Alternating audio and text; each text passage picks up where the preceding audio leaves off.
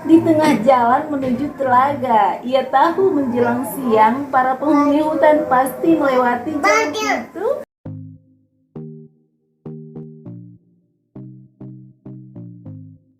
Dibantu subscribe ya, terima kasih. Assalamualaikum warahmatullahi wabarakatuh. Kali ini kita akan membahas tentang read a lot untuk dua bocah yang terus menunggu ibunya di rumah. Ya, kita mengenal kata read a lot semenjak kita gabung dengan komunitas Taman Langit Read a Lot di Instagram dan kita dihubungkan pada grup WA. Di sana ternyata si Taman Langit tadi membagi 4 kelas. Kelas pertama yaitu dari usia 0 1 tahun dengan nama Meteor, sedangkan pada usia 2-4 tahun dengan nama Asteroid, dan usia 2-4 tahun dengan nama Galaksi, sedangkan pada usia 4-6 tahun dengan nama Nebula. Read a lot merupakan salah satu strategi pembelajaran aktif, dan read a lot itu sendiri yaitu membaca nyaring yang dilakukan oleh para orang tua dan lebih seringnya dilakukan oleh para ibu-ibu.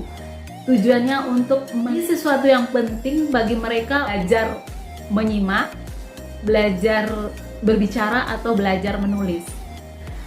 Ternyata banyak sekali manfaat dari read a lot tersebut. Namun pada kesempatan kali ini kita hanya membahas 4 manfaat dari read a lot. Yang pertama yaitu manfaat neurologis, yang kedua pendidikan, yang ketiga psikologi, yang keempat sosial. Yaitu manfaat neurologis, di mana bayi yang sehat lahir dengan lebih kurang 200 miliar sel otak atau neuron aktif, sehingga pada usia 0-6 tahun merupakan emas bagi anak-anak, dan kesempatan kita bagi para orang tua untuk membangun hubungan dengan sel-sel tersebut, serta itu merupakan ladang kita untuk ciptakan atau menanamkan minat baca anak seumur hidup. Yang kedua yaitu manfaat pendidikan, di mana dengan kita lakukan yang read a lot berarti orang tua memberikan contoh bagaimana cara membaca yang baik, benar, lancar, fasih, serta bermakna, sehingga memperluas kosakata anak-anak dan pengetahuan mereka. Dengan seringnya melihat orang tua membaca, maka dapat mengembangkan keterampilan berbahasa lisan, mengenal struktur kalimat, meningkatkan rentang perhatian, serta konsentrasi yang lebih baik.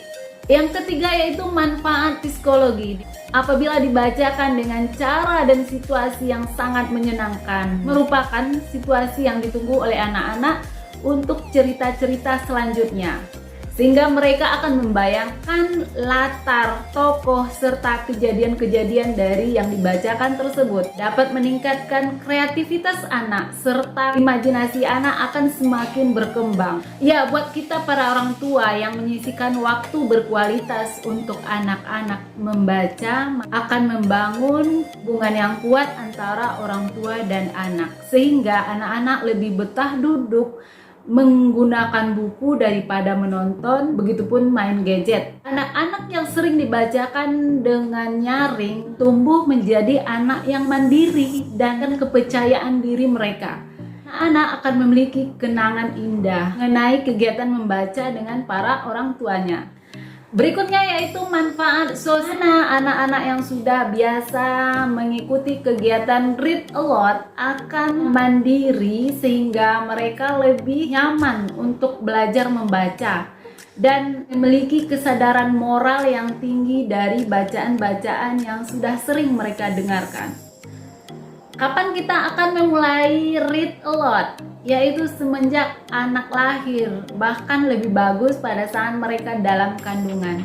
Ya, adapun tahapan read a lot. Yang pertama, kita harus mengajari buku yang diberikan kepada anak berdasarkan rentang usianya.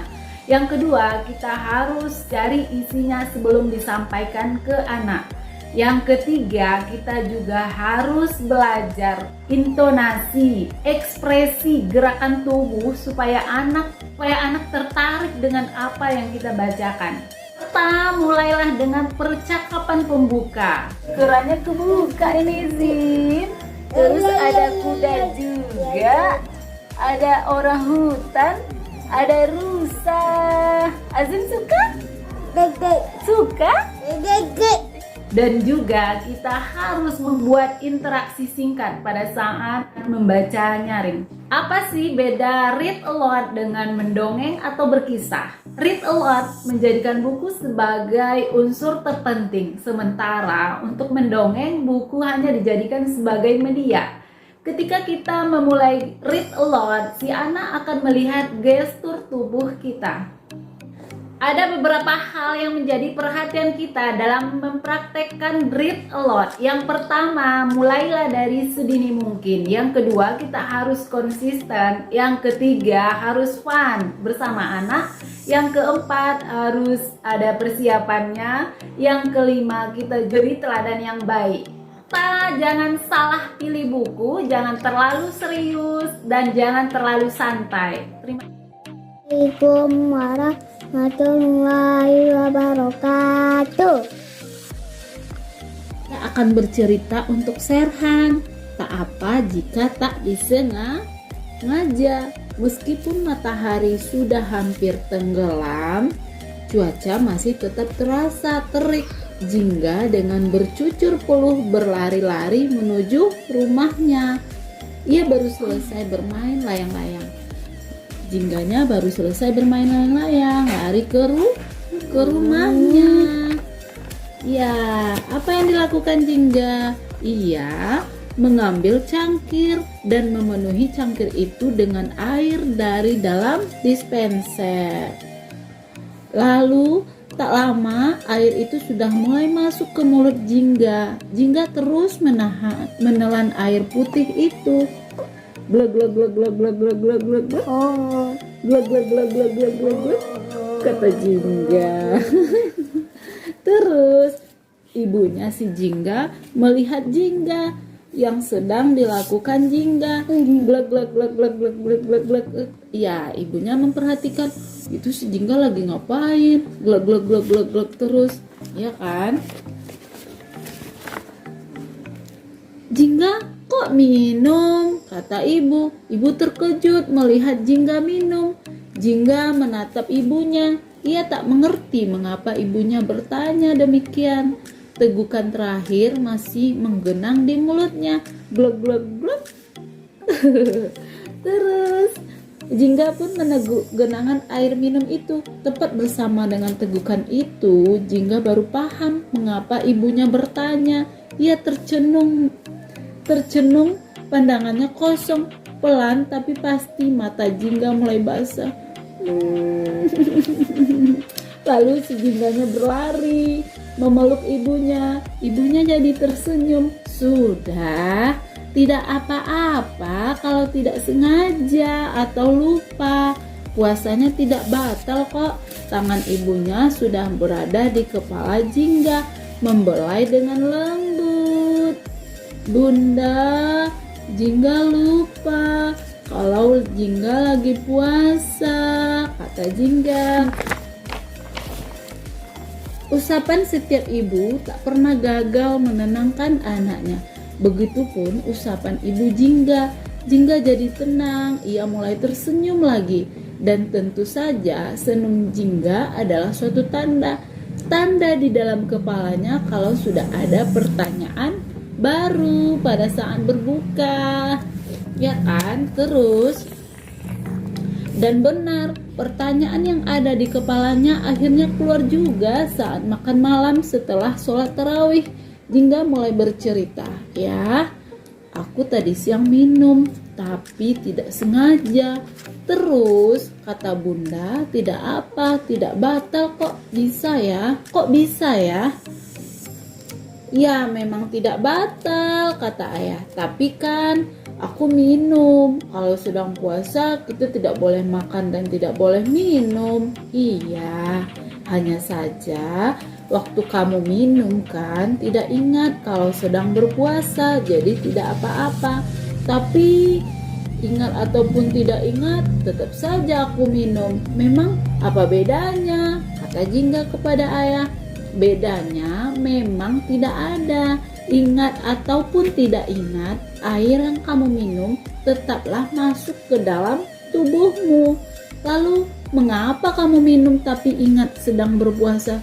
Puasanya jadi batal. Tapi kalau nggak ingat, puasanya nggak batal.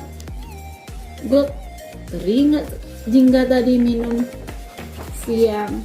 Terus, menurut kamu mengapa bisa begitu? Jingga diam lalu berkata, aku nggak tahu ya. Masih ingat nggak kejadian 2 minggu lalu? Waktu kamu bermain bola, ingat ya? Wajah Jingga kena tendangan bola, sakit sekali. Wajahnya ikut meringis membayangkan peristiwa itu. Ya, aku kena tendang bola sama temanku ketika itu, kata Jingga.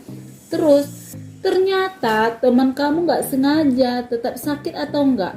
Tetap sakit ya. Sengaja atau enggak sengaja, kalau bola kena wajah ya tetap sakit. Ayahnya mulai tersenyum. Oke, tapi di antara 2 kejadian itu, mana yang lebih mudah kamu maafkan? Pasti yang tidak disengaja ya. Kalau aku tahu tendangannya disengaja, pasti aku marah dong. Sakitnya sama. Yang satu kamu mudah memaafkannya, yang satu lagi kamu malah marah. Mengapa begitu?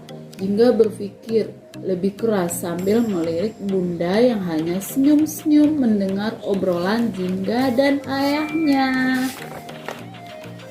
Terima kasih. Halo Hazim, ini adalah Mona. Mona monyet kecil yang dikenal paling nakal dan suka usil di antara penghuni hutan lain.